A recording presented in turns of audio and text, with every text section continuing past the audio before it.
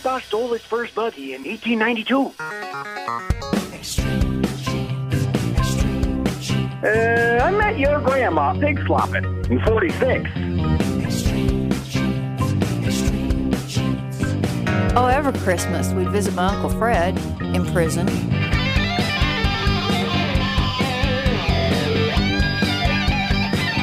Hello, Genies, and welcome to America's Family History Show. It's Extreme Genes and ExtremeGenes.com. My name is Fisher. I am your radio root sleuth on the program where we shake your family tree and watch the nuts fall out. And this episode is brought to you by BYU TV's Relative Race. It's back on Sunday, March 10th, 9 o'clock Eastern, 6 o'clock Pacific. And this is the show where you can learn a lot about how to do it, how to find your ancestors, some of the stories you can discover.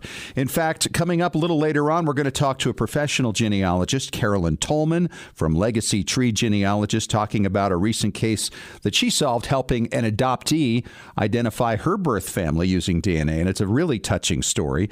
Later in the show, Gina Philibert Ortega is going to be on talking about unusual sources for researching your female ancestors. You know, the names change every generation, and so she's got some sources I'd never much thought about. Yeah, you're going to want to hear what Gina has to say later on in the show. Just a reminder, by the way, we want to invite you to sign up for our Patrons Club. It's a great way to support the show and get all kinds of great benefits like early access to podcasts and bonus podcasts every month as well. You can sign up at ExtremeGenes.com. And right now it is time to check in with Boston and David Allen Lambert, the chief genealogist of the New England Historic Genealogical Society and AmericanAncestors.org. Hello, David. How are you? Hey, gearing up for Roots Tech. Other than that, I'm just gathering up stories for Family Histoire News. Yes. How are you, sir? I am great. And, you know, we got a lot of Family Histoire News today, so let's get started. First off, how would you like to have a royal bed? You know, they always want to have one for your king and queen at home. How about one that belonged to a king and queen? Possibly. Ian Coulson thought he was just buying a regular 19th century Victorian bed from the arts and crafts movement. This four-poster bed with armorial shields on it, he bought for £2,200. Yeah. Well, it turns out after a little bit of research, this may be one of the only surviving pieces of furnishing of the royal family to survive the Tudor period that didn't get destroyed during the English Civil War. Really? There's more detail in this bed that once belonged perhaps to King Henry VII, the first Tudor king, and his wife Elizabeth of York. Their union began in 1486 and ended with the War of the Roses, but this may also be the bed that King Henry VIII may have been conceived on. Oh, my goodness. Well, yeah, and of course, we know about all of his lovely marriage situations. Yep. So £2,200 was a bargain because it could be worth millions of pounds. Yes, absolutely. And what a great piece of English history. Take a look at it on Extreme Genes. The news story is fascinating, and the bed is beautiful. I got to think the antique shop has got to be kicking itself for not doing a little of their own research, right? Provenance research is something that most antique galleries do ahead of time, but you can still find some bargains on eBay. That's apparently true. On this catalog as well. Well, sometimes when you lose something, you find it in the strangest places. An 125-year-old lost letter to the editor was found in a book 1,000 miles away in Oklahoma. So this letter, dated back in 1893, was something that somebody just found tucked in a book, but it has an interesting story behind it. It was discovered by Emma Smirker, a high school French teacher in Oklahoma, who admitted her odd hobby of researching weird things in old books. So essentially kind of like returning pictures to their owners. Right. And she did the research, and it turns out this was a letter to the editor for the Lancaster Gazette. So it looks like this letter, over 125 years later, finally got the recognition it needed. Yeah, isn't that great? She got it published, and she's getting it back to the descendants of the writer. A little bit of genealogy involved in that trip, I'm sure. Yep. You know, I always look forward to exciting things that are going on with collaborations. And with Ancestry, they've collaborated with Sundance TV to do something really special. We all know about the heroic efforts during the Civil War era and before of the Underground Railroad. And a TV show called Railroad Ties brings together 6 individuals that were descendants of people involved in the Underground Railroad. They meet in a church in Brooklyn, New York, and these stories will be told. Wow. Exciting. That's going to be a great show. And that's starting this month on Sundance TV. That is true. Well, I'm always glad when people dig up things. In Paris, they decided to find the burial registers, digitize them, index, and put them online. So Paris cemetery records, if you want to find out where your favorite Parisian is buried from the 19th, probably even early 20th century, these old registers are now searchable online. I think it's great. I wonder if I can find Jim Morrison, where he really is buried. You know, that's a funny thought, but of course he's a little too late, I would imagine, for this record set. That's true. Well, I could always hope maybe the later ones will go on. But I did find this on our blogger that I wanted to plug, and the blogger spotlight shines on the French Genealogy Blog at french-genealogy.typepad.com. Wow. So this is a great little blog, talks about French genealogy, not so much French-Canadian, but European mainland France. You might have some connections, and you may have interest even if you're French-Canadian or Acadian, because, well, that's where they came from to begin with. So take a look at that blog. I love when news stories, TV shows like Henry Louis Gates' TV show, Who Do You Think You Are?, the Genealogy Roadshow, it excites people in genealogy. And when a major newspaper like the New York Times publishes an article like it did just recently this month called Why You Should Dig Up Your Family History and How to Do It, gives the basics. And it's not like in-depth. It's not talking about controversies in DNA or finding out that you're adopted and you were in a hospital and, sent 3,000 miles away. This is how to find your roots. And for the people that don't have a .com subscription or may have just been a little bit interested in having the DNA done, this article cuts it to the real basics about talking to your family, understanding the limitations and what you could be up against, and also to be skeptical of what you find. Right. Absolutely true. This is a great thing to have the New York Times doing this. Well, speaking of NEHGS, if you're not a member of the New England Historic Genealogical Society and you want to join, give you a little hint. You can save $20 by using the checkout code EXTREME. That coupon code will save you $20 on a regular membership at AmericanAncestors.org. Well, I'll seeing a lot of you really soon at Roots Tech. Maybe we can get some selfies with them, Fish. Sounds like fun. All right, David, thanks so much, and we'll talk to you again next week. Talk to you soon. Okay, and coming up next, I'm going to talk to Carolyn Tolman from Legacy Tree Genealogist. Boy, what a great story. She helped an adoptee with their DNA, and what a great result. We'll tell you about that coming up next in 3 minutes on Extreme Genes, America's Family History Show.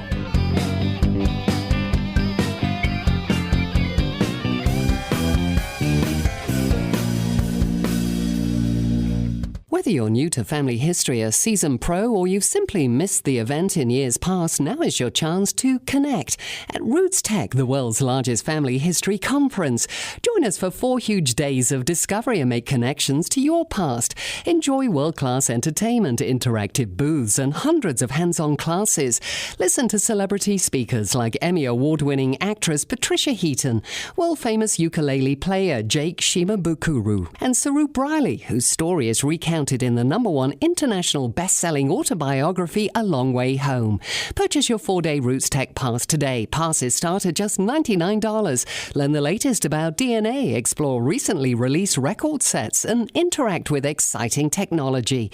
Join the excitement, join the fun, discover your family, discover yourself, discover Roots Tech. February 27th through March 2nd at the Salt Palace Convention Center in Salt Lake City, Utah. Register today at rootstech.org. Well, Genies, it's time to set your recording devices because here we go again. Another great season of BYU TV's Relative Race.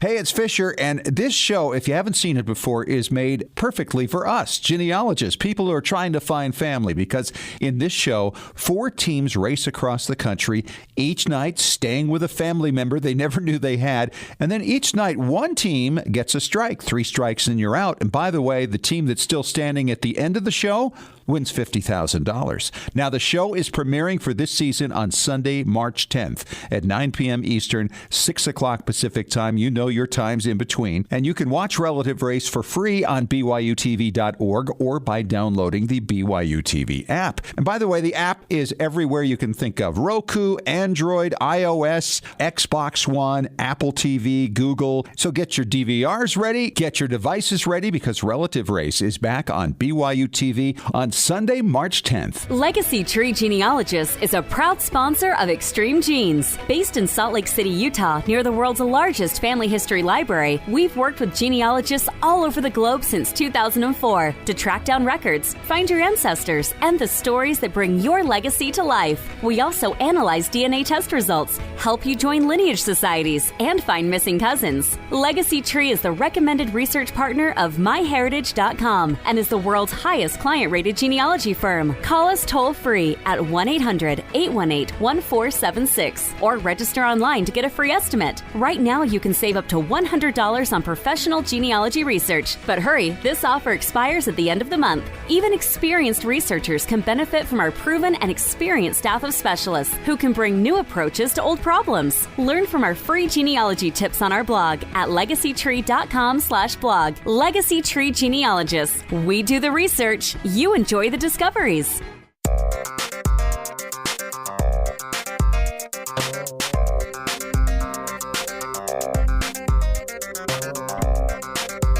You know, I recently blogged about the idea that sometimes even the most expert researcher needs a professional. Hey, it's Fisher. It's Extreme Genes, America's Family History Show, and ExtremeGenes.com. And I have one of those professionals on the line with me right now. She's Carolyn Tolman. She's a project manager for our friends at Legacy Tree Genealogist. Go to LegacyTree.com. Hi, Carolyn. How are you? Good, Scott. How are you? You know, just awesome. I was reading your recent blog and talking about this great story of how you helped some sisters reunite. One was adopted, and she's now in her 60s, and she's been looking for her birth family since her 20s. Let's talk about this and really how somebody like you is necessary to help people find what they're looking for. Yes. Well, Colette came to us. She had a good life with her adopted family, and she felt it was now time. She was now ready to learn about her birth family, and she wanted our help to do it. She had taken DNA tests, but wasn't quite sure what to make of her matches and what it all meant. It was a little overwhelming. So that's where we as professionals could help her make sense of it. Yeah, I think the cousin matches are very challenging for a lot of people who get their DNA results back. I think so many people just ignore them. They're just interested in the ethnicity and they kind of wander on. But when you're adopted, that means everything. It does, yeah. And it just makes such a difference when those matches post their tree with their results. But even if they don't, our DNA specialists are amazing at figuring out their trees just with little clues and being able to figure out where they fit in the client's tree. So we make a big difference in that way. Maybe something just as simple as an email address, right? I mean, can help you identify somebody and then plug them in and go from there and match them to other cousins and triangulate, and bingo, there you are. Yep, that's what we do best. Yeah, absolutely. So let's talk about Colette now. She's in her mid-60s, as I've read here, and she actually went to court and tried to get records unsealed. It was in Florida? Yeah, and that's often a kind of a brick wall for adoptees because of the laws. And so it's just amazing that DNA is able to skirt around that situation, and we can still identify their family without all of the legal battles. Yeah, that's right. So, and you know, it's interesting. A lot of states are now adjusting their laws just because of the fact that they're really not very effective any longer because of DNA. Right. And we have just such an open culture now where there's not a stigma, and people just want to know who their ancestors are. I don't see a reason for the restrictive laws so much anymore. I hope they continue to become more open in that way. What do you think it was that convinced Colette to go DNA? Well, I think it's just growing in popularity, and especially in the adoption community. People are hearing success stories. We've seen them in the papers and TV shows, and people are realizing that it is possible. So I'm sure she must have heard of this and figured she probably had a good chance. She also had some fairly close matches in the first and second cousin range. So she was confident, and we were confident that we would be able to figure it out. A matter of fact, we did. It wasn't very long before we started to build her tree and trace the descendants of the common ancestors of her matches. And we identified her parents, and we built her tree out to the 4th generation, and we were preparing to share this information with her when a niece match showed up. Oh, wow. In one of her databases. And she emailed me and said, what does this mean? And yipes, she had luckily, a hint. She was beginning to get the hang of the game, huh? She was, but that's why she hired us, because this was all overwhelming. And so I actually emailed her and said, we are ready to let you know who your parents are, and I would like to call you.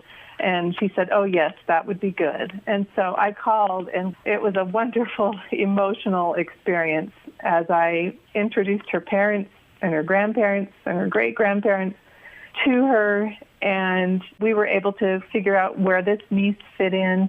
And we also were able to give her the contact information of her siblings, 2 of which were still living and fairly nearby. And they were from Canada, right? Yes, and we had their naturalization records and how they eventually made their way down to Florida. And her adoptive family, she had grown up fairly close to her birth family, but not ever. Don't you think they often do, though? It often works that way. And what's interesting, too, is that she was raised to speak French because the adoptive family thought she had French ancestry coming from French Canada and all that. But the DNA revealed, no French, just Irish, that they'd come into French Canada from Ireland. Amazing. That had to really throw her for a loop, because it's like, wait a minute, if I'm not French, what am I? But that, that's one of the common things from DNA. DNA doesn't care what you want. DNA doesn't care what you've heard. DNA doesn't care what you think. DNA just tells you what is, right? Yep, it's like we say, DNA doesn't lie. Only people do, and so for various reasons. As a result of this, she had learned, even from some of her own background research over the years, that her parents had given her up. She was like the youngest in the full family, because they just couldn't afford her at the time that she was born in the 50s. It was really rough times, and Mom couldn't stop working, and Dad was blaming himself because he couldn't earn enough money. I mean, that had to be a really tough thing. And that probably is reassuring to her, that it wasn't that they didn't love her, but they just couldn't afford her. Yes. Yeah.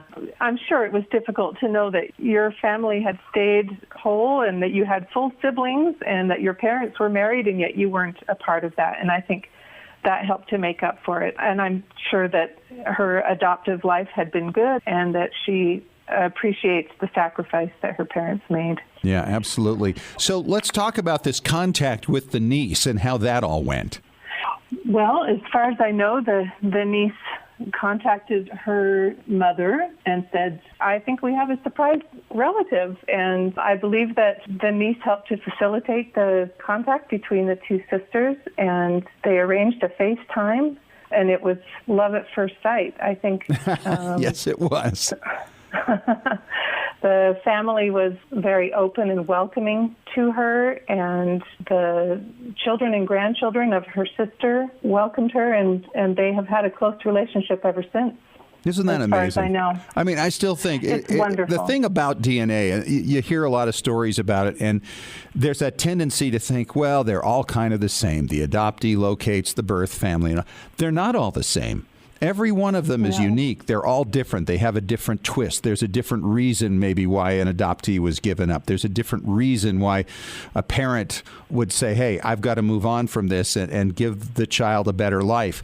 And there are other reasons also why just like there are different reasons why people came across the ocean. There are different reasons for this. And they all seem to react to it quite differently, too. I mean, I know some adoptees who have absolutely no interest in knowing anything about their birth family. They said, we got enough family as it is. And, yes. And yet there are others who just can't sleep at night wanting to know who the birth family is. And this is just the beauty of what's going on right now, and how we can get that information, not only through DNA, but through professionals like yourself who can help people along the way. Yes, and as a matter of fact, Yvette and Colette's brother, the last I heard, was not open to this new relationship, and he needed time to adjust to the idea. That's not unusual, though, is it?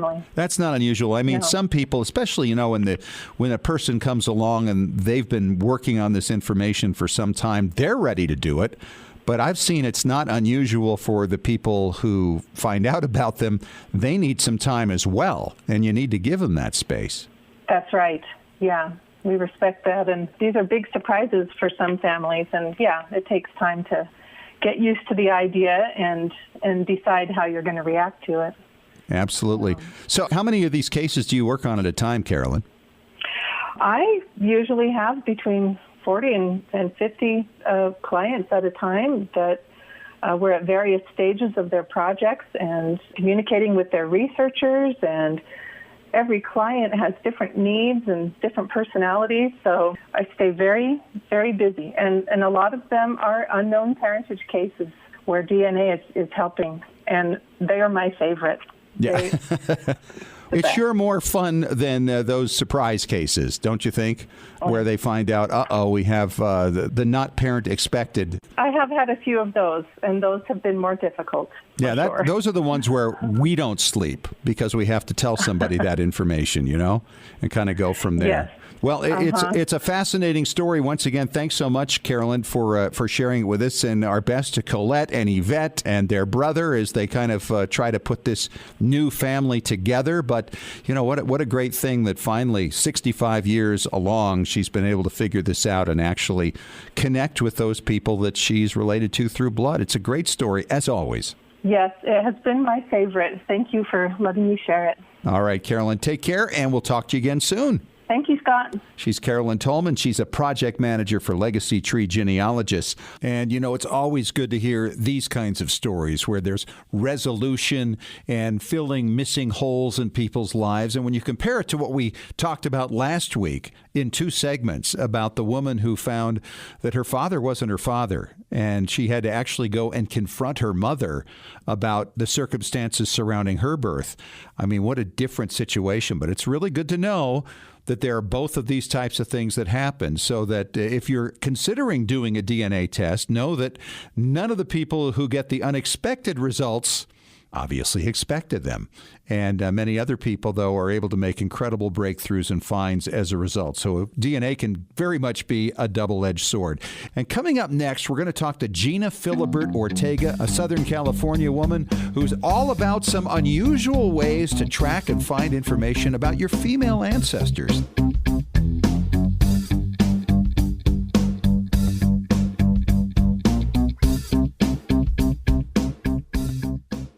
Looking for an easy way to show off your family history and share it with your family? Family Chartmasters offers beautiful custom pedigree art pieces and inexpensive family reunion draft charts in any design or size that fits your needs. With a free consultation at FamilyChartmasters.com, you can get started creating a new family masterpiece. Family Chartmasters has over 11 years of experience in creating and printing family charts. They can print any style genealogy chart from any genealogy file and can create exactly what you're looking for. You'll work with a specialized and talented consultant whose goal is to make you happy. Decorative charts make fantastic gifts for all occasions. And with Family Chartmasters' option of ordering duplicate charts at half price along with your original purchase at full price, you can afford to give a family heirloom to each member of your family. Contact Family Chartmasters today at FamilyChartmasters.com for your free consultation. Family Chartmasters will give the greatest care to your family history. Scientific studies have proven that youth who know even a little bit about their family history perform better academically and have a greater sense of personal confidence and stability. Genealogy is its own incredible superpower that arms our children with super strength. But how do you get your child or grandchild interested in studying their family history? That kind of stuff is just for grandmas, right? Not anymore. ZapTheGrandmaGap.com leaps the generation gap in a single bound. Author Janet Havorka provides you with useful and timely advice on helping the young people in your life become engaged in their own family history. Janet has an entire collection of books to inspire the young and the young at heart in fun, interactive ways. She also offers creative tips and advice on her blog and in her free weekly newsletter.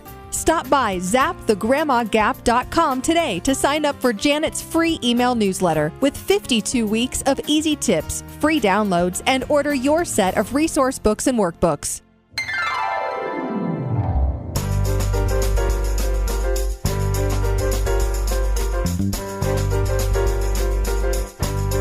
Hey, welcome back. It is America's Family History Show, Extreme Genes and ExtremeGenes.com. Fisher here, your radio root sleuth, and this segment is brought to you by FamilySearch.org. You know, not all family history has to do with charts and pedigrees and just researching through the census. There are a lot of people who aren't even into any of that, who love their family history, especially through things like ancestral recipes and heritage recipes. And one of those people is Gina Philibert Ortega. Let's see, Gina, you're French and your husband is Hispanic, and you've got a lot of stuff behind you here to draw from when it comes to ancestral recipes and your heritage. I definitely do, Fisher. And isn't that great? Yes, it is. That's all about genealogy, is all that international flair. Exactly. I got the English pudding on one side, and I got the Swedish meatballs on the other side, and stuff from Norway. It's fantastic to discover these things. Absolutely. So tell me how you got going in this, because I know you're out there, you're doing panels and talking to a lot of people who are discovering their heritage through this. Well, you know, what initially happened was my background is, and one of my degrees is in women's studies, and I've always been interested in researching female ancestors. And as you know, a lot of people lament that they can't find their female ancestors. And so it got me thinking about, why can't we find them? Well, most of the time when we research, we use government documents. Yep. And sometimes women aren't represented well in those. So maybe we need to think about researching women in the things that they left behind. And one of the items that women are represented in are community cookbooks. Now, this isn't all women, obviously, but let me kind of tell you a little bit about community cookbooks. Yeah, please. They've been around since the Civil War, and a lot of you, and maybe Fisher, you're familiar with them. We kind of think of them as those wacky cookbooks that people submit their recipes to, and they have that plastic home binding, and maybe you get rid of them, right? Because the recipes are so, well, sometimes they're not so great. Right, and antiquated, perhaps. Yeah, but actually, those have been around, like I said, since the time of the American Civil War. They were meant to raise funds for groups that women cared about. And I know this is hard to believe, but those would be recipes that were important to them, that were part of their family heritage, that were the recipes that they thought showed their culinary skills. And so if you think about those books, what do they have? They have recipes, right? Sure. But they also have names. They often are from a certain place or location.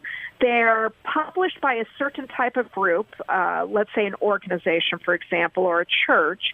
And so they provide genealogical information. When we look in the census, a census is a name list, right? Yes. Well, so is a community cookbook. And in fact, I like to think of community cookbooks as city directories of women, because we have those women's names. We may even have more information. You know, you talked about Swedish meatballs. There might be recipes that a woman provides that has been in her family and hints towards her ancestral homeland, for example. Yeah. Depending on the community cookbook, I've seen those that include everything from photos of the women to family histories.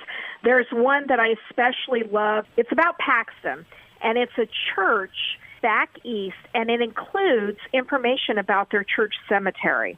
And this is from the early 1900s. So these community cookbooks provide us a lot of great information about women. So there's that aspect of the ancestral suit that I especially love. No, wait a minute. Before you go any further, I got to ask, how do you find these things? Because I've never really researched it. I've certainly seen some in modern times. I've got probably 2 of them in my home right now. Is this the kind of thing you find on eBay or on Abe Books? Oh, absolutely. And, you know, you bring up a good point. Always start with your house first, or your mother's house, or someone else in the family. But you can find these on eBay, and you can just on eBay search for things like the name of the location that your ancestor lived, or the phrase community cookbook or church cookbook, fundraising cookbook. These are in libraries. There's actually some major collections around the United States of community cookbooks and culinary collections. And what I like to do as well is when I go to do research in my ancestor's hometown, I like to go to the library and see if they have a Friends of the Library book sale. I also like to go to the antique stores, and sometimes I can pick them up there. Wow. You know, one of the first places you should look are the various digitized book websites there are, including Google Books, Internet Archive, and Hattie Trust. Those often have these cookbooks for different time periods. See, and this is not a source that I ever have really considered, ever. That's amazing. Well, they're fabulous. And I'll tell you on my blog, Food Family Ephemera, I often spotlight these. And I'm always amazed at the information that can be found. And it's information that is ignored by most family historians. Yeah, I can see that. So my question to you then is, when you find some of these things, are they recipes that often hint at ancestry that you may or may not know of? Or are these things that outright state, oh, this came from my grandmother, that kind of hint at a long line of tradition within the family? Definitely, because sometimes these recipes will have a little introduction about how this is Grandma Smith's recipe, or I got this from my husband's mother, or whatever. So it'll give you that. But the other thing is with food, not so much today, but in the past, food really was regional. And so what you ate on the East Coast was somewhat different than what you would eat, let's say, in California. And so some of these recipes are going to have that regionalness that is going to point to where the family is from. So that's an important part of it. And as time goes by, we also see food fads, right? Yeah. So, for example, in the 1800s, eating turtle soup was a big deal. Yeah. It became such a big deal that turtles actually became over-harvested because of it. And so then there were mock turtle soup recipes. And so mock turtle soup became a big deal. And so sometimes... Where was this, though, Gina? Where did they eat the turtle soup? Was it the East Coast, the West Coast, or was it everywhere? Everywhere. Now, today, you're probably not eating that in California. In fact, I've never gone anywhere in California where there's turtle soup. But you would find us maybe in Louisiana, for example, or maybe even in New York. But it used to be that everybody ate it. I had no idea. Yeah, so food not only has that ethnic background to it, but it also has a regional background and what people ate and what was popular. When I go give presentations on cookbooks and food history, I make deviled ham sandwiches. And I'll tell you, people have an instant reaction to that. Now, most of us probably don't enjoy that anymore. But for many of us, we grew up with that. And so eating that takes us back in time. And it helps us remember things about growing up. And one time I did this, and I also added baked bean sandwiches, which is exactly the way it sounds. Yeah. It's squished baked beans on white bread with mayo. And people were kind of, that was their response. But an older woman in the class, she came forward, she ate one, and she said, oh, my gosh, I totally forgot we used to eat these when I was a kid. We were poor, and so my mother would make these. Wow. So food is a catalyst not only for research and finding those women's names and dates and all that, but it's also a great way to jar memories and to pass down our own heritage to our kids and grandkids. She's Gina Philibert Ortega. She is a family historian, of course, but an expert regarding ancestral recipes. Gina, I wish we could go on and on. We're going to have you back. Great. And continue and do some of this in the not-too-distant future, all right? Great stuff. Thanks so much for coming on. Wonderful. Thank you for having me. We talk preservation coming up next with Tom Perry on Extreme Genes, America's Family History Show.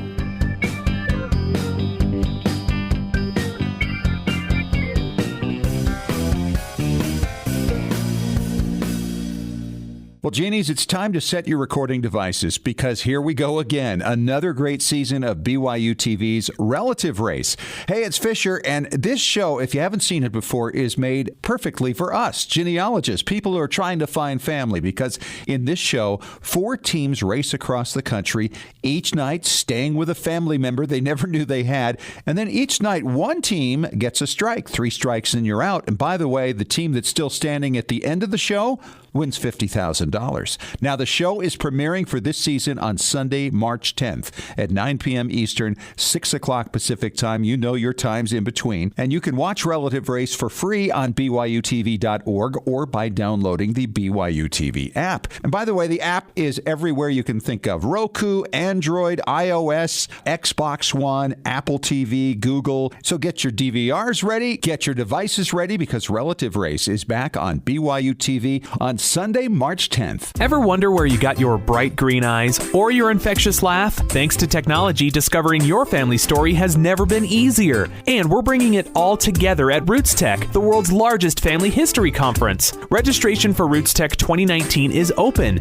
Join us February 27th through March 2nd for this incredible 4-day event at the Salt Palace Convention Center in Salt Lake City, Utah. Learn from over 300 classes on topics such as DNA, capturing family stories, and preserving legacies. For a limited time, take advantage of promotional pricing. Purchase a 4-day pass for only $209 if you register before January 25th. That's $90 off a regularly priced pass. Explore over 200 exhibits in the expo hall and interact with the latest technology. Join the excitement, join the fun. Discover your family, discover yourself. Discover Roots Tech, February 27th through March 2nd at the Salt Palace Convention Center in Salt Lake City, Utah. Register today at rootstech.org. Hey, Genies, Fisher here with a shout out to our Patrons Club members at patreon.com/extremegenes. This is where friends of the show support Extreme Genes for as little as $1 a month, all the way up to the cost of a very nice burger each month. I mean, a really juicy one.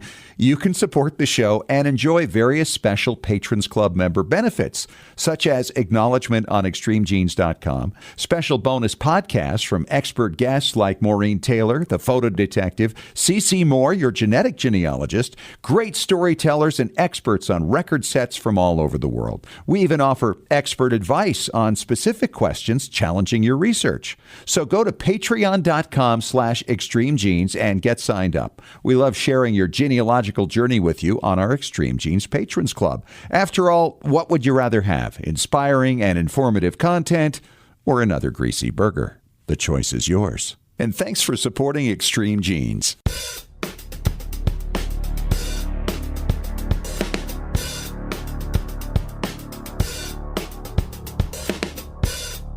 Hey, we're back at it. It is Extreme Genes, America's Family History Show, and extremegenes.com. Fisher here, your radio root sleuth, and it's time to talk preservation with our good friend Tom Perry, the Preservation Authority.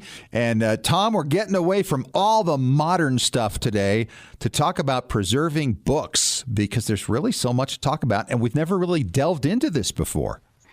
Yeah, I don't know why over the years we've never really got into books, but books are so important. My mother taught me over the years how to take care of books from her parents, her grandparents, my great-great-grandparents.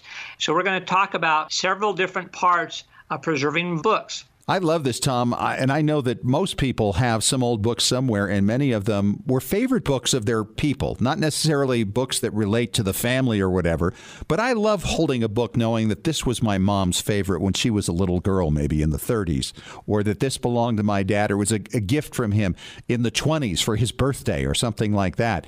And to have these things, obviously you want to make sure they're in the best condition. Where do we start? Do we start talking about where things have been damaged or need to be restored, or is it just how to keep them from being damaged? Yes, all of those things. And over the two segments, we'll try to hit as many points as we can. The first one that I think is really important that we need to discuss is environmental conditions, which a lot of people just take for granted that a book's a book, it'll last forever, which is not the truth. One thing you want to be really careful with books is light, temperature, and humidity. Those are your most important things that you have to regulate.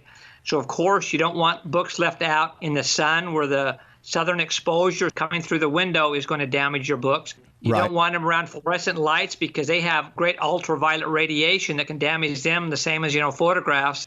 So you want to make sure you have like LEDs or incandescent lights or something like that.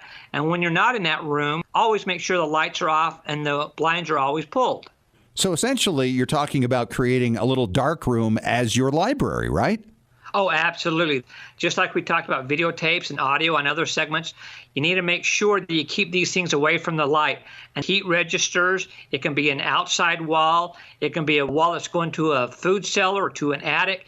You want to make sure you have good airflow around them where you can really keep away from extreme temperature changes and also humidity changes as well. So you have all these things that you're concerned. It sounds so much like the photographs and documents. Well, of course, it's made out of paper, right? Absolutely. The experts recommend 70 degrees Fahrenheit and about 50% humidity, which is perfect, of course, but not everybody can have that. The biggest thing you want to remember is you have airflow around everything, that nothing's so tight that it can't breathe. So that's really important. And shelving is important also. You need to make sure you always keep your books standing upright. Don't lay them on the side. Don't let them stay open because that can actually damage the structure of the book.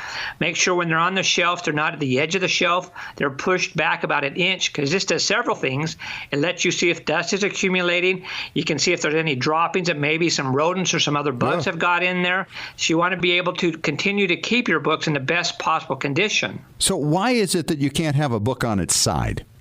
Well, the thing is, it actually puts all the weight on the structure of the book and can cause problems, and leaving it all the way open can actually damage the spine. So you want to be really, really careful. You keep them standing up. And that's the same reason you don't want your book so tight, because if you start grabbing it by the top edge and pulling it out, you're going to damage the structure of the book. You want to be able to very easily grab it by the spine and pull it out.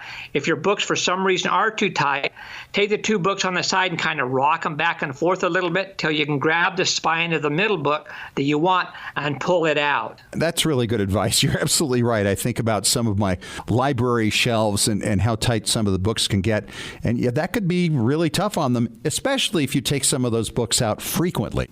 Exactly. All right, Tom, we're going to continue with this conversation talking about taking care of your books, preservation of some really important items, I think, for a lot of families. Coming up when we return in 3 minutes on Extreme Genes, America's Family History Show.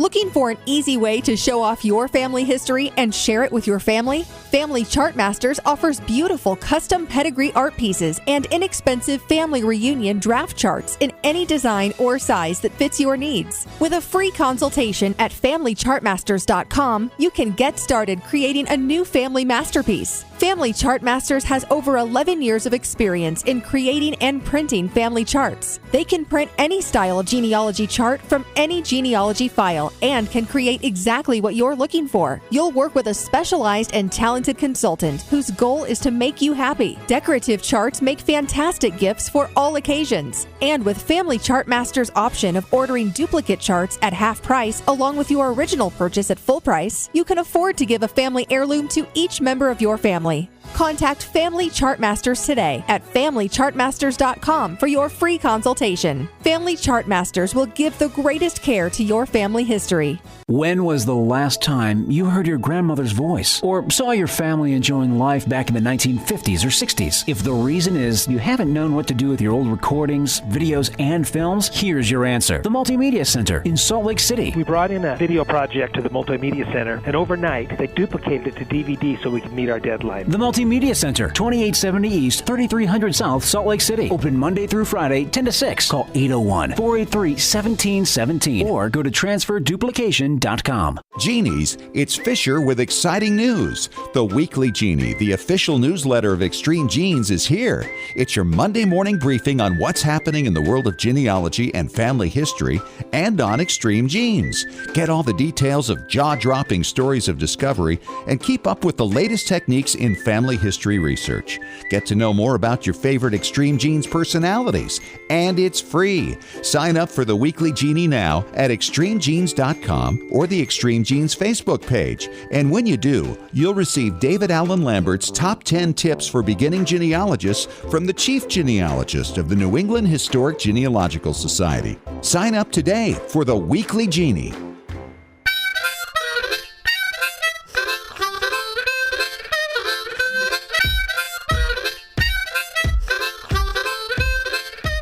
Hey, we're back at it, talking preservation with Tom Perry from TMCplace.com, talking about something we really haven't gotten into in the past. And that's the preservation of books. And Tom, we talked a lot about the conditions you want to keep them in, but we haven't really talked too much about storage yet. And I've been thinking about this. For instance, I had a book that was almost like a register. It really was a register. My great-grandmother took care of it because she delivered babies. She was a midwife, and she kept track of all the children she delivered. And that book has a spine that's been falling off, and so we keep it in a great big plastic sealed bag and then keep it locked away where it can't have any damage done to it. Do you think there's anything better we could do? Yeah, you want to be really careful. You want to make sure you use plastic that's archival plastic. You don't want to use like a dry cleaner bag. You don't want to use kitchen wrap. You don't want to use garbage bags, because what happens as these bags break down, there's harmful gases that can be released that can actually damage your books. So you want to make sure that you have them in archival plastic or you have them in archival paper, and that you use cardboard boxes that are what they call alkaline corrugated cardboard. Are there different types of books that we should be spending more time in putting in that type of archival environment than others? Well, it all comes down to what's important to you, just like we talked about in audio and video. What your end game is going to be. So you always want to make sure that you store them in these proper type boxes, and make sure you keep them in some place that they're going to be safe. You want them to never be within 4 inches of any kind of wall, and especially the floor. If you're in an area where once in a while they do have floods, just assume that you're going to have a flood and make sure they're up higher, so you're not going to have these kind of problems. You want to keep them away, like we mentioned in the first segment, away from any exterior walls, from ceilings, or to an attic that can get really hot. You want to be really careful about how you do store these, and you do them by what's your priority. If you've only got so much room, you want the ones that are most important on top, just in case you do have an unfortunate situation happen in your home. Yeah, right. You want to be able to even grab it to get out of the house with, right? If it's especially valuable. Exactly, and that's why labeling is so important, to put some kind of a label on it to say, what the book is, or, hey, this is the most important. And it sounds funny at this point, but when you have a fire coming through like they had in California, or mudslides, and you have very little time, it's, hey, this one says first box to go out the door. So you grab that one and go, and not worrying about anything else, because, your lives are at stake. Things are important, and you want to be able to grab the ones that are the most important. So if you label them this way, you'll have a better chance of getting the right ones with you on your first trip out. Well, that makes a lot of sense. A lot of people have just books that are just really valuable, from way back in the day. It has nothing to do with the family. There was no family connection at all. But this is all applicable not only to books, but to so many documents and photographs as well. But I'm just hearing the similarities are really quite significant. That is absolutely correct. One thing we've talked about in episodes before is a good quality gun safe is one of the best investments you will ever make. You can keep your photos, your slides, your movies, your books, very, very important things in these, because if they're the proper kind, whether you have a flood, a mudslide, a fire, whatever, they have been able to open these after all the debris was removed and everything inside was still fine. So this could be the best investment you could make in preserving your past. Yeah, and I should mention, I actually had a flood at my house many years ago, and I had some very important things hidden in a safe, like you just mentioned.